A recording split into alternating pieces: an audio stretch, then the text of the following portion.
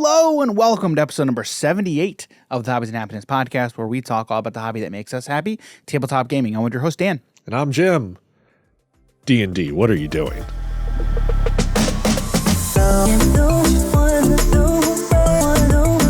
All right, so we're finally talking about Wizards of the Coast, Dungeons and Dragons, Fiasco. Yes. So before we get into it, we need to talk about our sponsor, Amazon Audible. Head over to our affiliate link, www.audibletrial.com/hobbies and happiness. Sign up for your free 30-day trial today. So Amazon's Audible is an audiobook service. So when you sign up, it's a free 30-day trial. You get one free book added to your account. If you're an Amazon Prime member, 2 free books added to your account. You can cancel before the end of the 30 days if you want, if you don't like the service. But you get to keep those books that are added to your account. So again, if you head over to the site, www.audibletrial.com/hobbies and happiness, sign up for your free 30-day trial today. Talk quite a bit about The Witcher. You definitely, if you've not read those books, you definitely need to check those out. If you're a fan of the game, if you're a fan of the Netflix series, you'll love those books. So go check those out today. Again, that website link is in the description down below, audibletrial.com/hobbies and happiness. All right, so we are recording this. What's today? I don't know. So the 15th. What is today? Today's January 15th, so we're recording this well in advance, okay? Yeah. And the reason I'm mentioning that is even from just a couple of days ago, there's been a lot of changes, a lot of things that have happened. So a quick overview very quickly is Dungeons and Dragons announced an update to their OGL, their open gaming license, okay? Yeah. And that caused a community uproar. Okay. Now basically, Jim, can you kind of briefly touch on what the OGL is? Yeah. To the best of your knowledge. Okay. Yeah.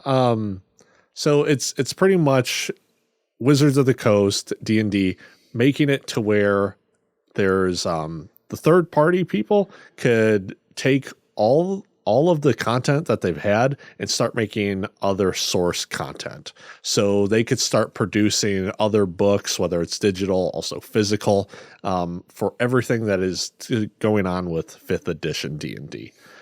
They have now changed it to where once you hit a certain dollar mark, I believe it's around 50,000.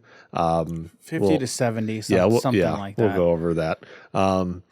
Once they hit about that point, Wizards of the Coast is like, all right, well, now we actually want some of this money. Mm-hmm. You know, like, so anything less than that, they're not really going out for people. Yeah. So before we really kind of get into the weeds here, I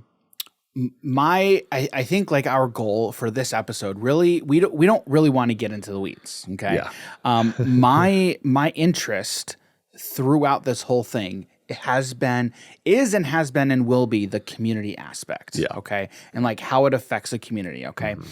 There, again, like this got to the #1 trending video on YouTube. Yeah. If you're not familiar, Moist Critical did a video and that was the video that was the #1 trending video in gaming, I think, on YouTube. Okay. Now he's got like 12 million subs. Yeah. He's got 12 million subscribers on YouTube. And like he did a pretty good take. Like I agreed with a lot of his takes in regards to this aspect. Okay. Mm-hmm. He goes over the situation fairly well. He talks about the professor because the professor has also talked a little bit about mostly the Magic 30 stuff because this is correlation. Your laptop? Yeah, it's fine. Okay. I just didn't know if it was like a timer thing. No, it just says we got an update. Okay. Yeah, it's fine. Yeah. So Jim's watching out for us here.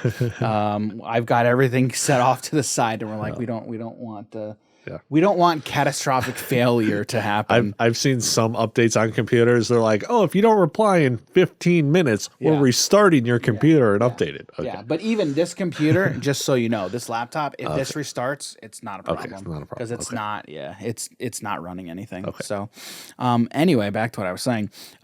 So he goes over pretty well the situation. Yeah. And kind of what's happening. Okay.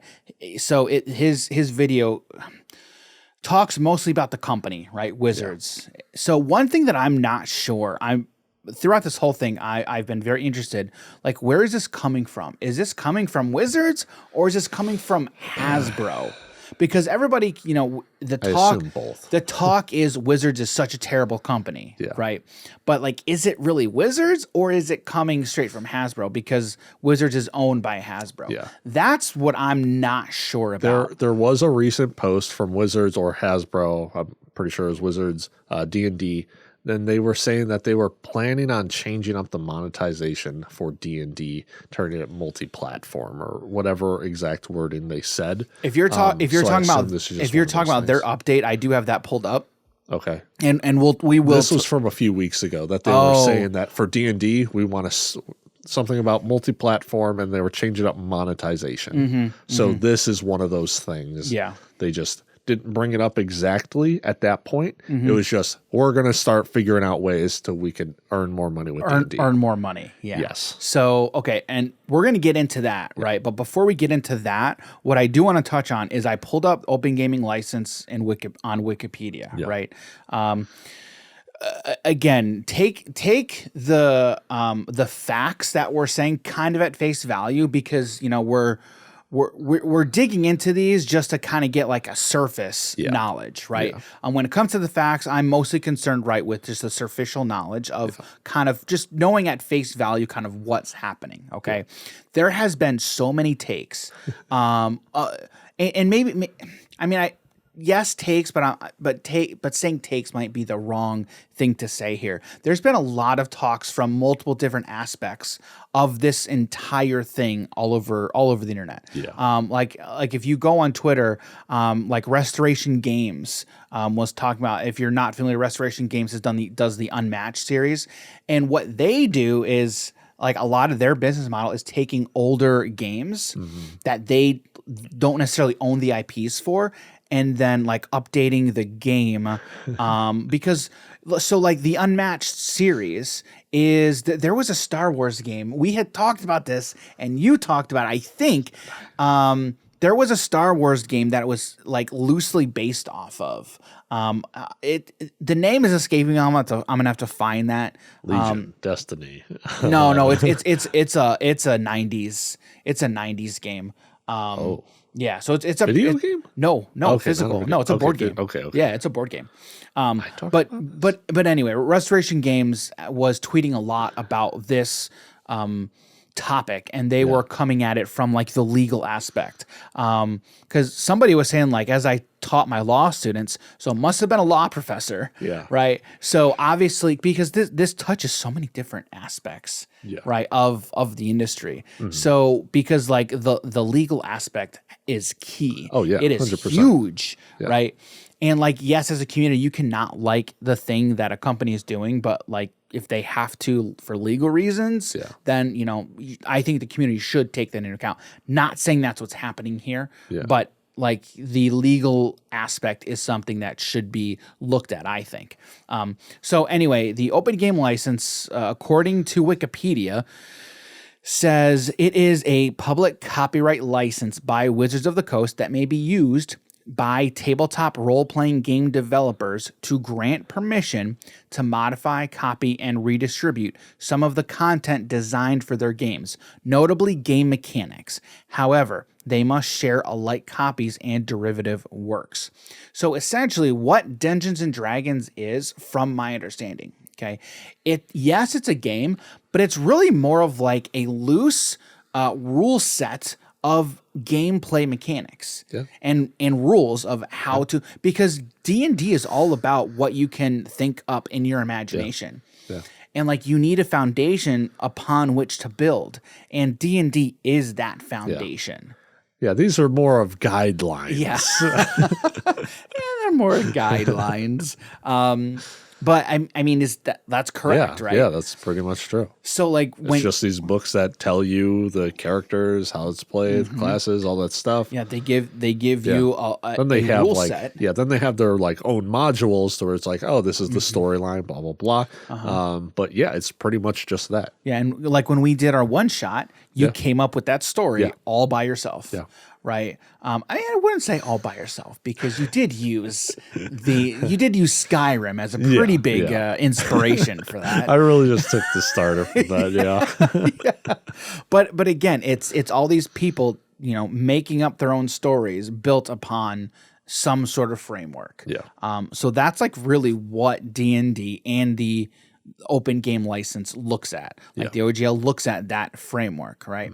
So when you look at a channel like Critical Role, extremely successful, which do you think this was, I don't want to say aimed at Critical Role, but like I don't necessarily think so. But see, I wonder if Wizards and Hasbro looks at Critical Role and is like, yeah, they're too successful and they're not paying their fair share. Yeah. They're not paying us what we think we're owed because they're using our IP or something like that. Yeah. I have no knowledge of I'm sure that's anything. Partially it. I'm sure like also seeing a bunch of crazy Kickstarters for it as well.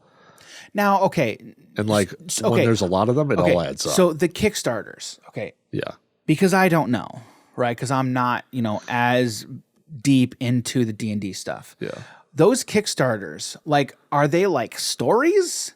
Or is it basic? It can be. Because is it basically like the Wizards D&D books, just other people doing those same books essentially? So it's not just stories, but it's also miniatures. So it's like people are making creatures for the 5th edition, giving them all the rules and paying attention to that as well. So it's not just stories. Okay. Okay. But yeah. Okay.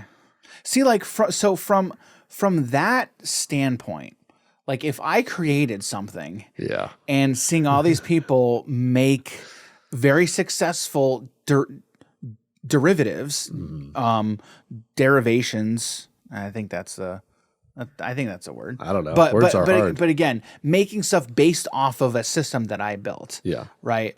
I can understand the argument of I want what's owed me. That sounds like really mean and like greedy. Yes, I get it, but I can understand that thought process at least. Okay. Yeah. You could see it like a few ways. You could see it like that of, oh, hey, these people are like making money off of me. Why am I not getting anything from it? Right. But it's also like you are getting stuff from it because now it's getting far more people into your game than there were pretty much in the past. When we talk about what 5th edition has done for D&D, it is absurd how big it is now. Okay, so look at... So it's like they kind of made something. Were you doing D&D when it was 4th edition? I started a few years ago, so I don't know anything about 4th edition. Okay, because what I'm curious to note is how I wonder how big D&D was before they did 5th edition, and then look at where it is now. From what I hear, it really blew up during 5th edition. Now, but so then I would look at why is it big now? Is it big because of independent creators like Critical Role and other creators like that? Or is it because of the changes they made due to 5th edition? Like those are questions that I would have. Yeah. But still, I can understand. If we're talking gameplay mechanics, a lot of people will say that they like 3.5 the most out of all D&D stuff. And aren't there people out there who still play like based off of the 3.5? Yeah, so they play 3.5. When they came out with 4th edition, a lot of players didn't like it. And that's kind of when Paizo became a company. So Pathfinder, the people who make Pathfinder Paizo, some of the people used to work for D&D, and they essentially came out with, which was Pathfinder, is pretty much essentially 3.75 D&D.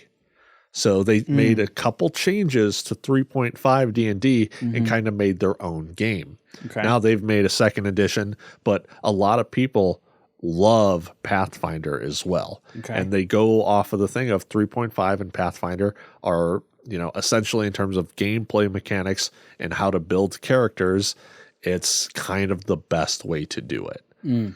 Now it's more of you can make pretty much whatever you want. It's a far more casual thing rather than a lot more by the numbers in those two games. So there's one thing a lot of people say, it's are you a tabletop RPG fan or are you a D&D 5th edition fan? What's because the difference? it's more of are you paying attention more to all of your numbers, or are you just having fun in terms of like not so you can still pay attention to like all your numbers in D&D, but it's far less impactful in 5th edition than in 3.5 or Pathfinder. So do those other ones care more about like the numbers? yes. Okay. Yeah. Because modifiers, when you start getting into numbers of being like, oh, I'm adding 17 to this roll, that's not really a thing in D&D. Like you could add like 5 to your modifiers, like in the lower levels. Okay. You can get up to like +7 if you have magical weapons relatively early. But that's also like more in combat. Well, if you're a rogue, it's a bit different. But the number scaling isn't even close to what it used to be. So they brought that down. So that way it's when you're not an expert in that stuff, it's like, all right, well, that person who's an expert in it, they're only getting 4 numbers added to theirs in comparison to yours. Okay. So it's really, it's not as crazy. Yeah. So somebody who's that much better than me isn't getting a huge advantage. Exactly. Okay. Yeah. So the 10,000 foot view of this is Wizards came out with a change to the open game license 1.1 and basically said, I think the changes is all of this goes back to they want to make more money. Yep. It basically is what all this comes back to. I'm going to get into a leak here in a second from somebody, a Wizards of the Coast insider. It was posted to Twitter a few days ago. Okay. But I mean, like everything in business, like it all comes back to the parent company's bottom line, or just the company's bottom line, right? So, and that's what a lot of people saw.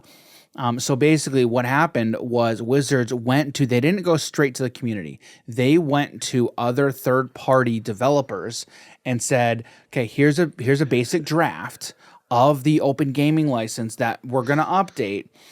And now, before they went to anybody else, they just went to their third-party developers. Now, do you think that was the right call?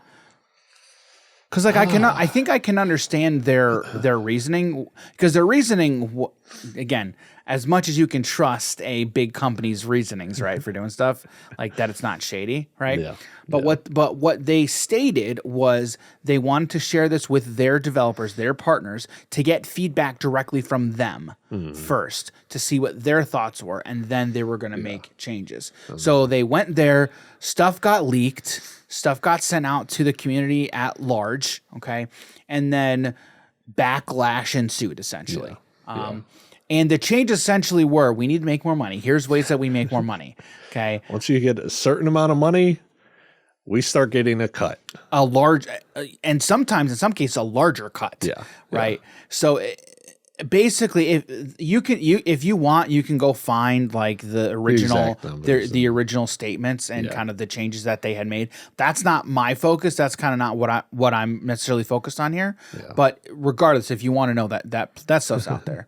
But yeah, it all comes back to, okay, again, looking at Critical Role, the content, if you're a content creator, you have to pay up essentially, is essentially kind of what a lot of the stuff comes down to. And, a lot of people make content for D&D. There's a lot of small creators who make content for D&D. And this won't really hurt them. Right. But I mean, as a content creator, I mean, when I started creating content, like I started creating content for Magic the Gathering. And like I looked into, okay, what am I allowed to do and what can I not do? I made sure to put certain things in the descriptions, right? Like this is, this, whatever the things were. But I can't remember exactly what they were.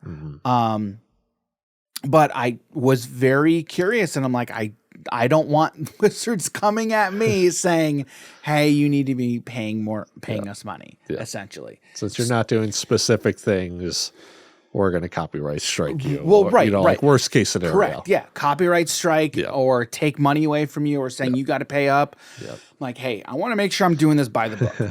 So I can understand, other content creators having those same fears. Yeah. So that's what a lot of this came back to. Okay. Now, backlash ensued. Okay. But before we actually get to the backlash, there was a leak before I get into this, is there anything you want to mention before I talk about this? There was something, but honestly, I forgot it. I had it pulled up, and now I have to pull it back up. All right, so this is from at D&D Shorts. Okay, there was a huge leak from an insider at Wizards of the Coast. I'm just going to go ahead and read it. This isn't that large, and I'll try and throw this up on screen. Hi, I'm an employee at WotC, currently working on D&D Beyond and with D&D business leaders on the health of the product line. If you want, I can provide proof.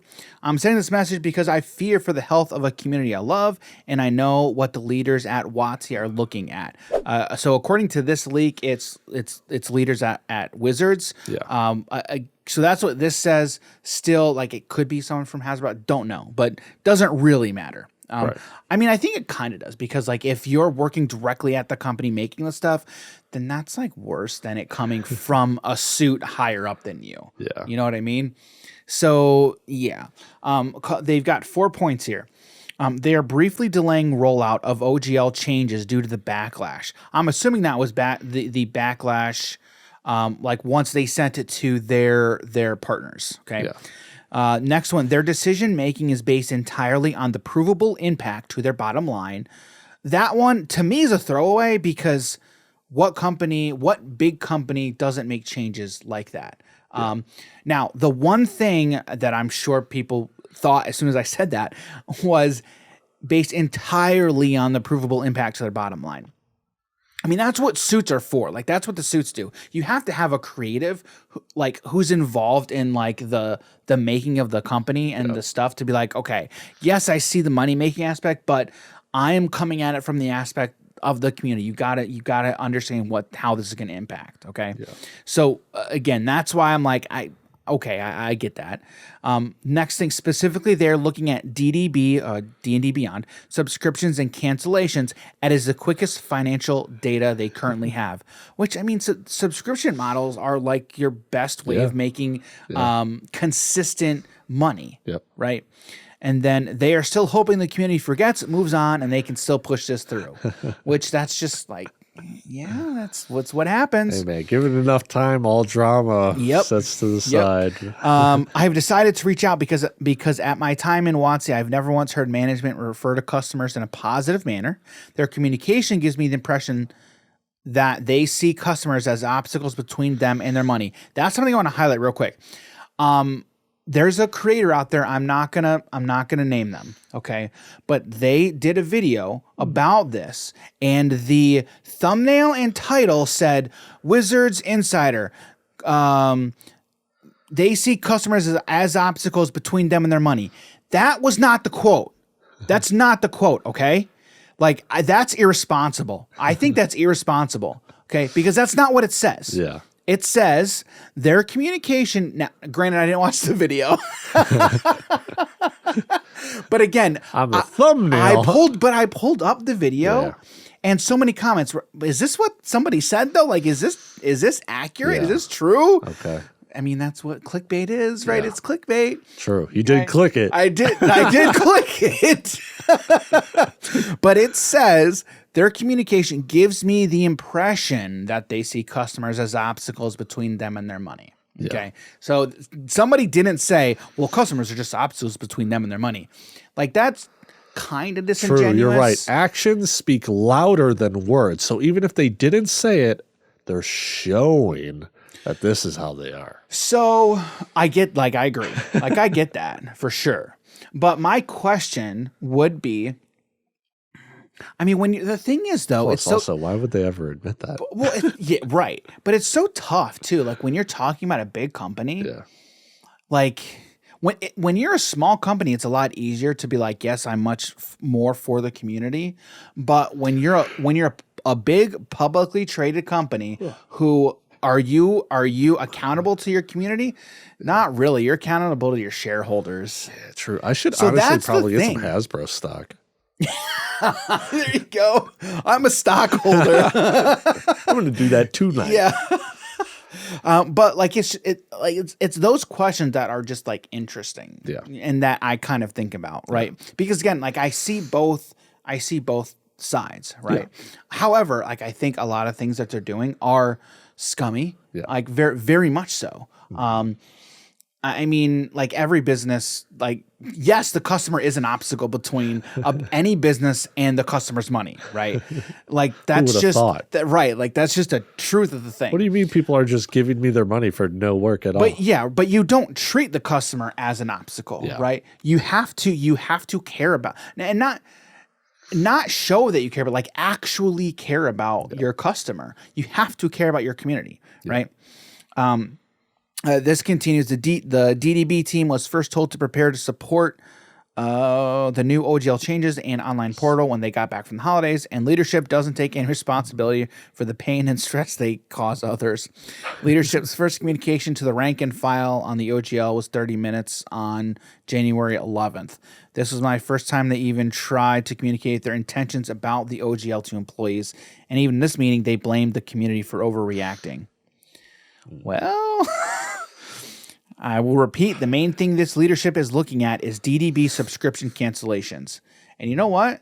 That is how the best way you vote as a community. Yep. You vote with your wallet. You might not be a shareholder. And people voted with their wallet by canceling the D&D Beyond subscription. You don't need D&D Beyond to play D&D. Nope.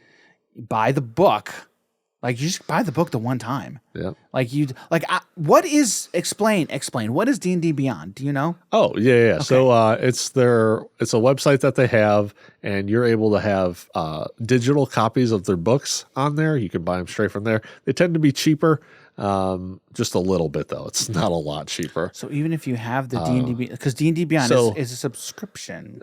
Well, so D&D now has a subscription. So D&D Beyond was already a thing, and it was really just for holding the digital assets that you have gotten through their website. Then you could also make like characters on there as well. And they would save them and stuff? Yeah, exactly. Okay. So it was like if you have an app, app on anything, you would then be able to open it and you have all your stuff right there. Okay. And then they later on came out with the subscription model of there's individual, but then there's also like a DM's version. So like, are you a player or a DM? Got it. If you're a DM, then you could have all of your stuff on there and you can have your players kind of access it as well. And with the DMD model or the DM model, along with the player, you would have access to all the books as well. And then all the like, I guess, premium functions that would normally be on there. So, but you don't actually own any of it. Well, I guess you don't own any of it anyway. Right. It's digital on their app. Right. Which is why I'm always for physical ownership. Yeah. Like physical ownership of your stuff. Yeah, 100%. Unless it's on the blockchain. You know what I'm saying? Yeah, right. So, anywho, yeah. So if you're doing the subscription model on D&D Beyond, you just have it for like that month or however long you're paying for it. So at some point, you need to find out when it's better to just own the book versus, or the digital book, whatever it is, versus keep paying that subscription model. If you're trying to do that. Do you know how much the subscription model was? Off the numbers off. I saw that they had it and I was just like, no, I'd rather just have the books. I'm going to play this for a bunch of years. So yeah I'm just going to do that. Yeah. So anytime you've had like an existing model or an existing product and then try to say, let's do a subscription. That's the best way to make more money long term. We'll say like around $10 a month, something along those lines. Yeah. So after like 6 months, you paid for the player's handbook. After another 6 months, you paid for like Tasha's or Xanathar's. And I would really just recommend 3 books to people. Yeah. That's it. Yeah. It's just, I remember when subscription models first started rolling out and becoming a major thing. I was not a fan. I did not like it. Like when I'm like, I just like, because it first came with like digital products, like Photoshop or stuff like that. It's hitting us like the TCG boom. It's like everywhere has a TCG. Every IP has one. It's now it's like every place has a subscription model that they want you to forget about and just keep paying it automatically. Don't forget about your subscriptions. Yeah. Yeah. Oh, hey, subscribe to... Oh, hold on. Speaking of subscribing, we're not looking for money, though. All right. We're just like, you hit the subscribe button. We're not getting, I guess we are like getting money from it, but you're not paying anything. No, you don't get money from the subscription. You just get money if you're monetized by the number of views. That's just ads. You know what we're talking about. Unless they subscribe, like once we get Patreon Live, YouTube members, like that's. But like when we start doing that stuff, it's going to be transparent. Hey, here's what we're doing with the money. Here's where it's going. But that's that. We're not a huge, massive monopolistic corporation. I kind of like being transparent with like how all the money goes, because then it also keeps us in check of where are we putting all this stuff. You know? Yeah. Right. Yeah. So 100% goes into my pocket. You know? Yeah, and that's another conversation for another day. But like it's once we start getting stuff, it all goes back into the business. Yeah, it all goes back into it. Like one of the things, I want to hire an editor, and that's something that is gonna be expensive. Just offload all of that editing work to somebody else, and I want to pay them to do it, right? Because they're I was just thinking back to the interview. Okay, one of the things that Jake had said was like, nobody works here for free for forever or for even a long time. Yeah. So how much is it to have Jake Boss as our editor? We probably can't afford we'll him. talk to him. Yeah. All right. So when all this came out, okay, huge backlash. Oh yeah. Huge backlash. Yeah. Okay. And my initial thought was, hey, look, the free market worked, or just the market worked, okay? Because I'm always like, if you don't like something, do not give them your money. Yep. And you tell other people, hey, this is what this business does. Like if it's a small business in your community, tell your friends, do not shop there because of X, Y, or Z, okay? Yep. Now, me personally, I typically don't like to do that per se, but I think I think that's the way to do it, though. But if they want to see us as just money, correct. Use your money. Then use your money and say, fine, I want. And that, again, we could take this conversation so many different directions, and we kind of will, okay. But before that, I want to. D&D issued an update. I'm going to read the first two paragraphs, okay? When we initially conceived of revising the OGL, it was with three major goals in mind. First, we wanted the ability to prevent the use of D&D content from being included in hateful and discriminatory products. Okay. Second, we wanted to address... As long as it's over 50K. Second, we wanted to address those attempting to use D&D in Web3 blockchain games and NFTs by making clear that OGL content is limited to tabletop role-playing content like campaigns, modules, and supplements. Then why are you trying to make more money off of content creators? Because that's... But whatever. I don't know. Next. I don't know. I mean, I guess tabletop role-playing content, whatever. Yeah. And third, we wanted to ensure that the OGL is for the content creator. Except there's also so much digital stuff that's being sold. The home brewer, the aspiring designer, our players, and the community, not major corporations to use for their own commercial and promotional purpose, except us. Okay. I'm sorry. I find that last paragraph that last sentence just to be comical, I guess. Yeah. But anyway, the next paragraph says driving these goals were two simple principles. Number one, our job is to be good stewards of the game. And number two, the OGL exists for the benefit of the fans. Nothing about these principles has wavered for a second. Jim, after reading that, what's your initial take? What a load of bull stuff. What a load of bull stuff, man. Yeah. The thing with the blockchain, NFT, blah, blah, blah, like, I understand that not every company cares about it. I know some do, a lot of don't, and them like just being, oh, we're trying to stop that. It's like, because they care about the tabletop space. It's like, no, you already have digital stuff. Yeah. That you're going to be charging people of. And it's just like, oh my goodness. Then at that point, like, Roll20 wouldn't be a thing. I don't even know what Roll20 is. So Roll20 is a website where you can go in there. It has like maps and stuff for D&D. It has character sheets for D&D, Pathfinder, forums for like a bunch of people to group up. Mm-hmm. It's a pretty nice setup. Then at that point, you would be trying to like take that down because it's not about the tabletop scene. It's all digital. It's all on computer at that point. I'm just like, they do say in the next paragraph, they said that's why our early drafts of the new OGL included the provisions they did. I would assume those provisions that they're saying is, capping. Yeah. Or not capping, but a revenue number at which their royalties essentially start kicking in. Yeah. That draft language was provided to content creators and publishers so their feedback could be considered before anything was finalized.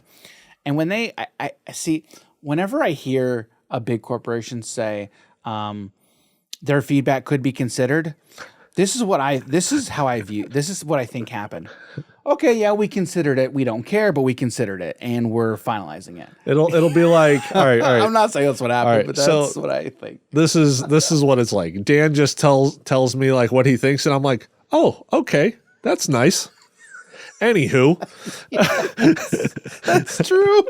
Exactly, dude. Oh my goodness. Yeah, exactly. You're not wrong. Yeah.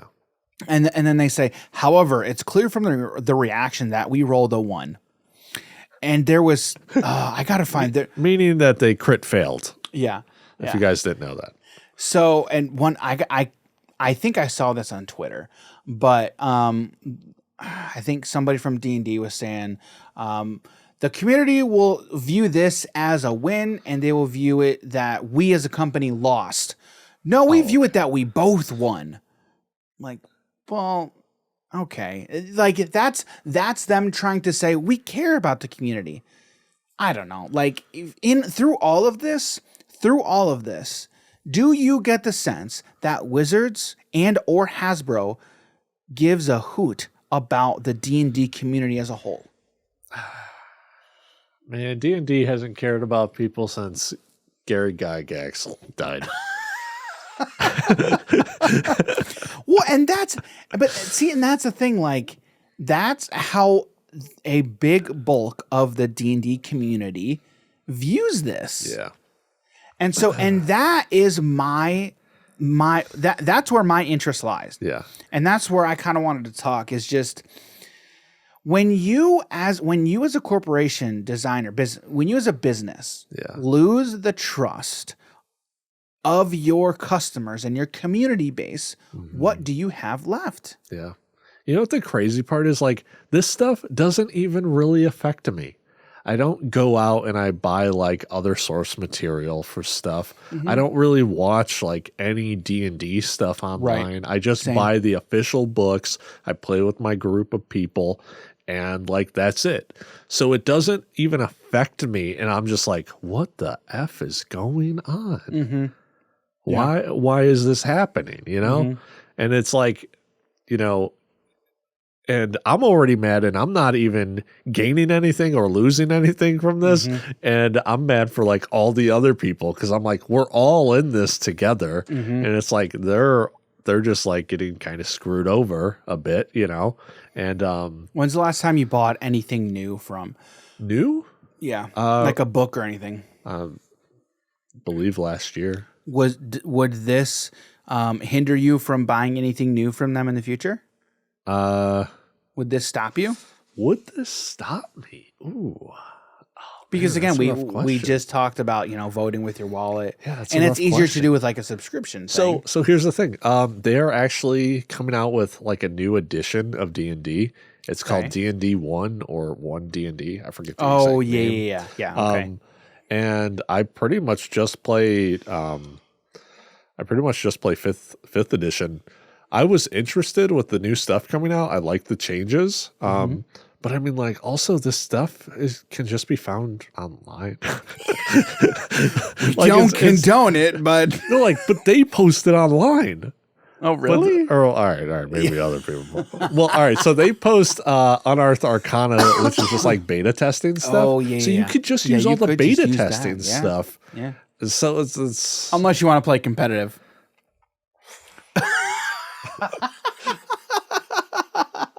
You know, we talk about casual and competitive like everything, right? You know what? You know what, dude? You know what? D&D. If people talk about playing Uno competitively, how much you want to bet there are people who play D&D They do. competitively, whatever called, that even it's means. called like Adventure League. That's like the tournament. It's not even a tournament. It's just a setup. Yeah. So there's a thing called Adventure League, and this is crazy. okay. So Dan doesn't know about this. I forget. Like he's kind of a beginner. We did have it at Grapple. Did anybody do it? Yeah. Yeah, we actually had a good showing for it. Okay. All right. And so it's an official thing where you can take these characters and join other people at completely different stores with the exact same character. As long as your level has fallen in within the level range. It's between like 1 and 5 and then 6 and 10 every 5 levels, roughly. And you could jump in other modules with a specific character that you have. Okay. So, yeah, that's like their competitive. It's not even competitive thing. Okay, I was going to say, then how do you win? All right, well, DMs are the only ones that can win. Or if you're a player, that makes the DM so frustrated that he kind of stops DMing. That's the only way you actually win as a player. Okay. DM can be like, oh, rocks fall, everyone dies. Like, get out of my face. It's real easy for a DM to win. Okay. But yeah, it's not a winning thing. It's just you have this character and you're proceeding through storylines. So it's not really a competitive thing. It's just going out the journeys as a character you really like. Gotcha. Yeah. I did not know that. There's a lot in D&D that I'm not. Paizo Pathfinder has a crazy setup, which we'll talk about a different day. Or I'll tell you at a different point. It doesn't even have to be out here. Okay. All right. That'll be interesting. Yeah. So yeah, my biggest takeaway from all this is I think as a business, you have to treat your customers like royalty almost. Like, it's true, right? I just had a terrible thought. Sorry. Okay, no, go ahead. What if I go in as like these adventure leagues as like a rogue who just literally takes everyone else's magical weapons from them and then they don't get to have it for the rest of their careers?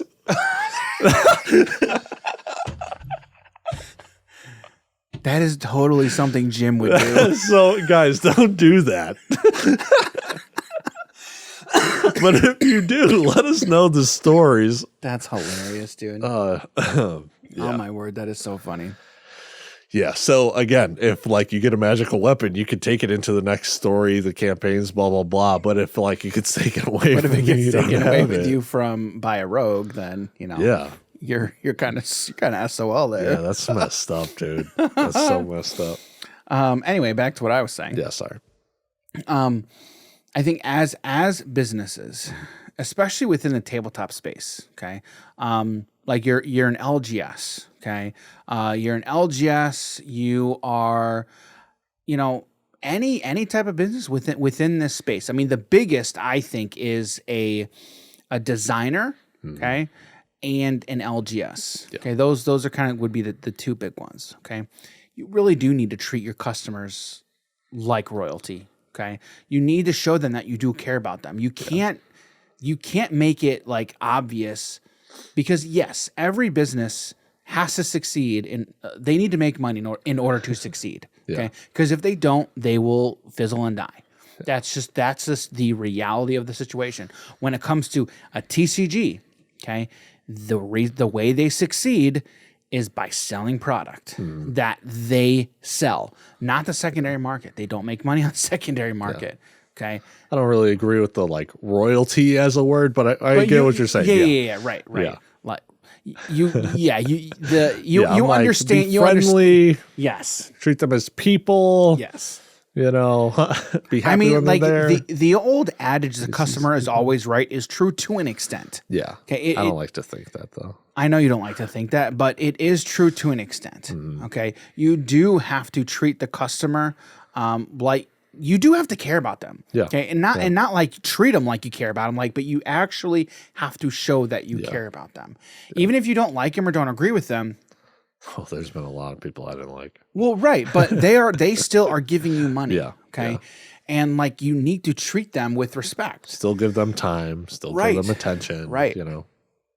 And then when the customer knows that you just see them as all you see them as is a pile of money, then they'll go somewhere else. Yep. Okay. Because they want to be treated well. Yep. Okay. They want to be treated like you care about them. I mean, I had a lot of conversations with the owner of Grapple. Remember when I first started going there, I would just chat with them. Yep. We had some similar backgrounds, and we just started talking a lot kind of about Magic and just about the shop and kind of each other. And very nice guy, you know, took the time and invested that time into me. Yep. And you know, I never had a negative experience with him. Okay? And that was something that I appreciated. Okay. And like, that is what is important. You need to treat your customers in that way. Yep. Okay. We have plenty of shops. I was at a local Flesh and Blood tournament yesterday and was talking to some new people, okay, about our local area and how there are some shops that don't care about their customers. And it's quite painfully obvious. Yeah. And people don't like to go there, but they don't have much of a choice in the local area because it's what's there. Yep. And I said, oh, look, an opportunity in the market. Let's pounce on it, right? But it's true. Like, you have to show your customers that you care about them. Yeah. And I think this entire fiasco is just another proof of said thing. Yeah. Right? Yeah. So, what do you think? There was a lot. There's a lot of stuff. Yeah, there's a lot. There is. But like, to me, this is what is, I think, the biggest truth that I take away from it. I pretty much have every like customer. I don't even call them customers. Like at Grapple, we would just call them our guest. And then like I use that term at my new place, and I don't know if they like even think about it or something, because other people will say customers. I'm like, oh yeah, our guest showed up, blah blah blah. Like, I always try to take time, learn about the people, find their interest, and sometimes people are just like, oh hey, I'm looking for a gift for this person, blah blah blah. Try and help them out as much as possible, because I know, like, for me, when I was growing up in these, you know, with being such a big fan of these card games or video games, my parents weren't like into this. They didn't know anything. Right. And they didn't even know like these shops existed. So they were kind of just like completely blind with ordering things online or finding stuff at stores.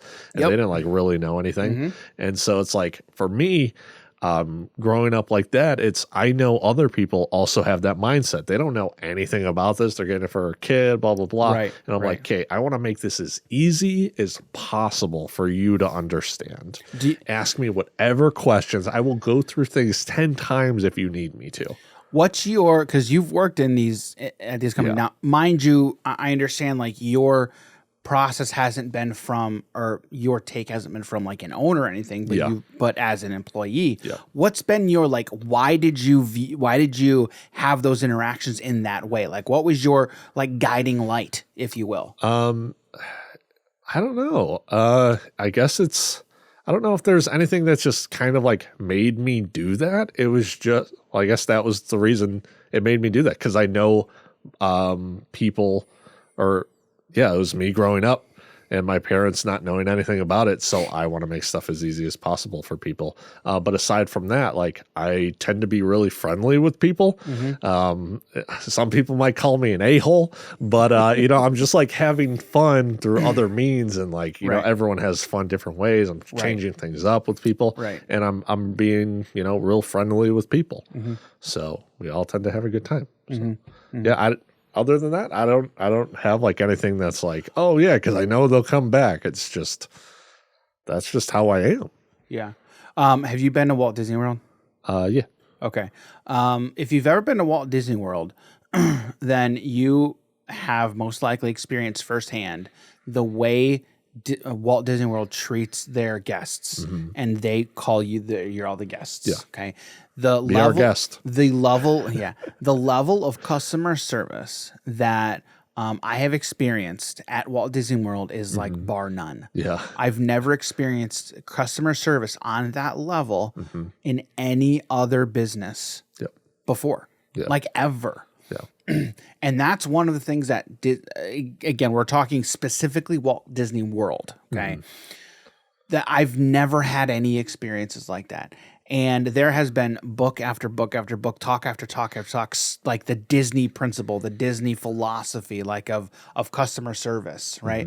And it was a lot of it was based off of Walt Disney himself, okay, and like how he viewed, like how he wanted his guests, to experience his parks, and I feel like I should look into this. absolutely. I didn't even know this was like a thing. Oh, absolutely. I know I'll have to find some books that that I can get you to read over on Amazon's Audible. Yeah, yeah. But I'll need to find some good ones because, like, again, I've talked about my wife's family being big into Disney. Yeah. I've talked to my father-in-law a lot. I haven't been there in like 15 years. Okay. But I've talked to my father-in-law quite a bit, who's kind of in the business world. Okay. And like he loves like the way that he's treated, like when we go to Disney, and like that is the model. Like it's a perfect model to take and then learn from that into your business. Okay, like what, and I think every business should look at Walt Disney World and their customer service and those interactions and see, okay, what can I learn and how can I apply it to my business model? Because again, every business model is different. Okay. But I think some customer service principles are, pretty much 100% transferable from business to business, industry to industry. I didn't realize how much like emphasis I put on customer, like I guess satisfaction or support or whatever you want to call it. Huge, man. But like it's like really one of my number one priorities when it comes to working. Yes. And I actually got scolded when I worked at Target for having too much attention like for customers. Yeah. So I was like, oh, after like they brought that up, I was like, oh, all right. Well, I guess I won't be here very long if that's a problem for you. Yeah. Which again, like as a larger business, like if you don't have enough employees to do that. Like you're there to do a specific job, and like customer service, yes, is it's a pretty big thing, right? So I did not know that about that happened. Yeah, that was at Target. That's a while. That must have been a while ago. Then. Yeah, this was roughly, it was before I started working at Grapple, and I was working seasonal, and Craig called me while I was at work at Target. Oh, really? Yeah. Or he texted me, I forget exactly. Whatever, yeah. That's interesting. Yeah, he's like, hey, yo, you want to come in? We're looking for people. And I'm like, I'll be there tomorrow. Nice, yeah. So, I think if anyone is interested in like opening up a store, like you definitely look at Disney. Look at Walt Disney World and their principles and how they treat customers. Because it's definitely not how Wizards of the Coast treats their customers. It's not. Because again, like I said, we read this. Well, apparently not a whole lot of places treat you like Disney World. Well, true. That's true. Even like other places that have, like tier 1 customer service. Like if Disney's at Disney World is tier 0. Tier 1 ain't even close, dude. Walt Disney World is tier 0 when it comes to customer service. Like we were just there, and I remember like I called the front desk to ask for Let's do a tier list on customer service. Disney World, Wizards of the Coast, garbage tier, literal garbage. I have a feeling it's going to be Walt Disney World here, and then like the next company like here. I don't know. We're putting GameStorm. Did we just say it? We ain't saying nothing. Oh, dude. Oh, man. Let us know in the comments where you guys would put GameStorm if you know about it. So, all right. As we wrap up this conversation, okay. So as we wrap up this conversation, like I said, this aspect is just what I think is the most important piece to this entire puzzle. This entire conversation is how Wizards and Hasbro treats their community / their customers. Okay. Because like I think when you just view it as they're a customer, then you lose the forest through the trees. Okay. Because again, yes, they're your customer, but they are now become a part of your community. So I remembered what I was thinking about the other day earlier. Whatever. Yes. There was a video I saw talking about like this, the OGL, and they said that D&D was Wizards' biggest IP. Okay. And I was like, biggest? Magic's huge. Yeah, right. And I'm like, how do you, I don't know. And like a bunch of the comments and like people were pretty much like agreeing, and like other videos were agreeing with it. I'm like, I don't think I believed that. We'd have to see the numbers. Like, you'd have to see the financial data. Yeah. Because that's where I would be very most like curious. Financially, I don't think it is, but they were also talking about in terms of like pop culture and other stuff. Well, then how do you measure that? And that was the thing. How I'm like, measure that. I don't see a way. And they're like, oh, well, everyone, even if they don't play D&D, like they know D&D. I'm like, but who doesn't know what a Black Lotus is? Who doesn't know what magic? It's been here for 30 years. Okay, so Jen, honest question here. If you went up to a random person on the street and then you said Dungeons and Dragons or Black Lotus or Magic the Gathering, and we'll just say rather than Black Lotus. Okay, so then Dungeons and Dragons or Magic the Gathering. Yeah. Which do you think there'd be more people that say? Well, I mean, but the people who know Magic most likely know D&D. Yeah, that's the thing as well. But see, that's the thing. I think there's probably more people who know D&D, because again, I would venture to guess that everyone for the most part who knows Magic knows D&D. I think there's people who know D&D but not Magic. The only way, like, okay, so that's let us know what you think. Thing is, like, yeah, I could definitely see that there are people who know what D&D is that don't know what Magic is, but like there's no way, like, if you play Magic that you don't know what D&D is. Right. So like, do we kind of make that they gotta be close. Bigger? They gotta be close. They gotta be close. Yeah, I don't know. They gotta be close. But then it's also a thing of like, well, there was a TV show pretty much based about D&D. Yeah, that's true. There so was. like that makes sense. A long time ago. Stranger Things. Oh, Stranger Things. Never mind. Yeah. Yeah. I thought you were talking about the animated. Oh show. no, I wasn't even talking about that. Yeah. I mean, D&D's been around longer than Magic. I get that. True. But it was also like, I don't know. It's just so hard to say because they're just so both huge. I know they are. They're both. It's like saying the big three of card games. It's like, which one's bigger? Yeah. I don't Depends know. on where you are in the world. It's like, right? yeah. So, all right. Well, before we move on, let us know what you guys think. Do you think D&D is bigger or you think Magic's bigger? Let us know what you think. I would assume Magic makes more money than D&D. I'm just throwing that out there. I would assume though too. I would assume so too. But again, I think what you were saying was what Wizards or Hasbro was saying was just as a brand on a or it was whatever that video or that content creator stated. That's what I was understood. Yeah. So let us know what you think. Let us know down below in the comments what you think. If D&D is bigger or Magic's bigger. You know what? All right. Sorry. Go ahead. Also, let us know what your thoughts on the OGL. I know, like I said, we kind of talked about this from a very large 10,000 foot view. Did a pretty big overview. There's a lot of stuff out there if you want to dig deeper into the weeds on it. Before we move on, what were you gonna say? I was literally just gonna have it transition into the next. Oh, you're gonna transition. Go ahead, do your transition. I was just gonna be like, as big as these things are. There's something bigger out there.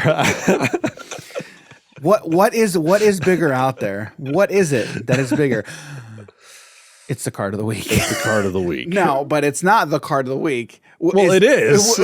Well, yeah. But it's not. It's not the topic of the card, but it is the topic of the card of the week. All right. So this week, it's kind of two cards. Yeah. But this card game we have not yet talked about. Yeah. We started playing this game. We haven't played it in a while. It's a crazy game. It's crazy. It's fun. Yeah. It is an expandable card game. Yep. Okay. We've talked quite a bit about TCGs, CCGs, and expandable card games. I was having a conversation today about kind of reprinting and need to reprint more stuff. And I made the comment of, well, then at that point you're just gonna have an expandable card game if all you just do is reprints. Yeah. Right. But that's a whole other conversation, a whole other topic. Expandable card game, you buy the box, you get all the cards. Okay, you don't got to worry about booster packs, hunting down the cards, the rare cards that you don't have. a lot of pros and cons to all these different models. Okay, it's just another model. Okay, the game is versus 2-player system card game. It's a Marvel card game. Marvel's huge, dude. There's a Marvel, but they are also in other IPs. There's a Predator set. There's an Alien set. There is what other sets are there? What other sets are there? Mortal Kombat? They're coming. Mortal Kombat is coming. The Boys is coming. X-Files. There's an X-Files set. Ooh, okay. I think that is actually over there somewhere. There's quite a few different sets out there. There's the Alien Battles. There's quite a few different IPs in the game. Okay, so yes, an expandable card game. When we first played it, I got big Commander vibes. Okay, because each deck is built around a hero. Okay, or a villain. It's a character. Character. Each deck is built around a character. You can level up your character. Your character can have different versions: level 1, level 2, level 3. Most are 2 levels: level 1, level 2. Some go level 3, level 4. It all depends on the character. Okay. But again, it's an expandable card game. I want to do a rules video, like how to play, but that's in the future. So when we first played this game, we took like the core set, the base box essentially, and then we took the recommended, basically the starter decks, the recommended setups. We had fun with it. What did you think of that initial playthrough? Oh my goodness, I hated the deck I was playing. I hated it. But it was also one of those things too where the first time you play deck, you have no idea how to play it. You have no clue how to pilot it. I thought it was going to be cool. Yeah, and then like it was in theory, it's cool. Yeah, it was just weird. It was just a weird setup. It was a really weird deck just to play, and I think what they did was they just took all the villains and then just threw them in a deck. Yeah, and I was like, here you go. Yeah, that was the cool part that I thought, but it was like you had CMC 1, 2, 3, 4, and then it was 1, 2, 4, 6, 8. 10, and there was no in between. The cost of the cards. And it was like, all right, well, I'm trying to like play on curve, kind of, except you can't play on curve when you can just play a card every other turn. For the higher mana cost, and there's no in between. Then when it was just rough. Yeah, it was weird. And it wasn't even like there was a lot of low CMC stuff. It was pretty much all the exact same number all the way up the line. Really? Yeah. So it was like you had 2 of each card, except if we're on turn 3 and I don't have those low drop cards, I don't have 4, you have 1, 2, and 3 access, and I'm just over here doing literally nothing.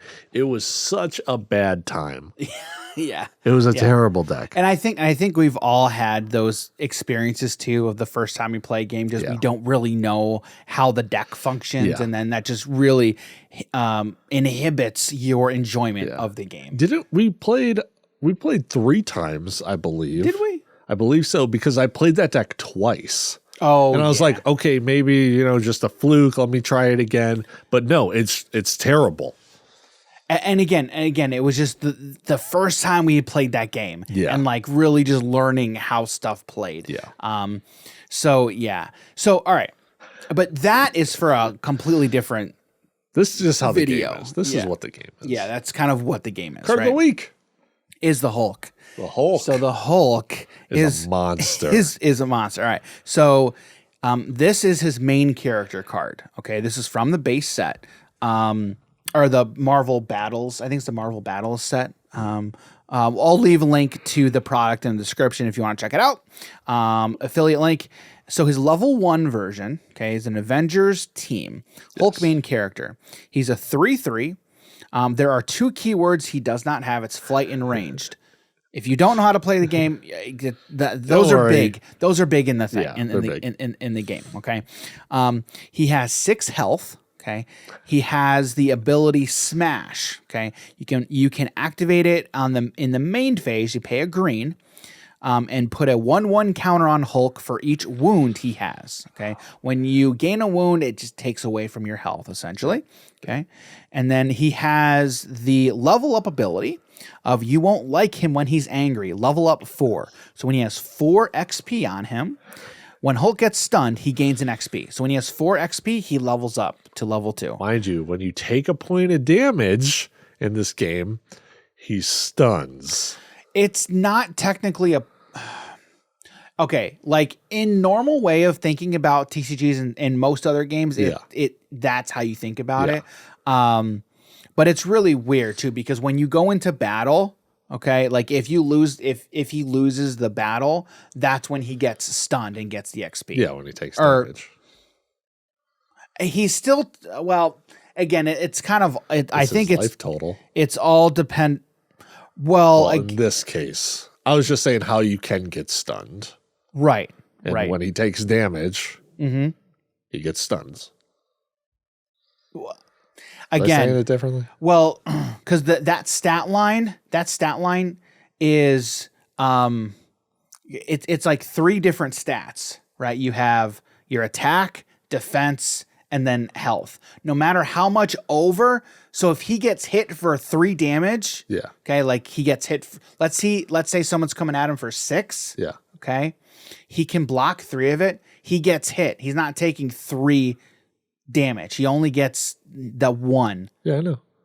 That's why I'm saying. Okay. It's super. Okay. It's kind of it's kind of weird. Okay, It's kind of weird from how you look at it. Because like when you're dealing damage to your opponent, you have to bypass its armor or their defense stat, and then you're just dealing like 1 point of damage to them. No matter how much over. Yes. No matter how much attack is compared to their defense, Correct. It's always 1 damage at a time. Correct. Oh wait. So he'll get stunned when he takes that point of damage. Right. And then he goes like face down, and I don't believe you can attack him again. I'm pretty sure you can't.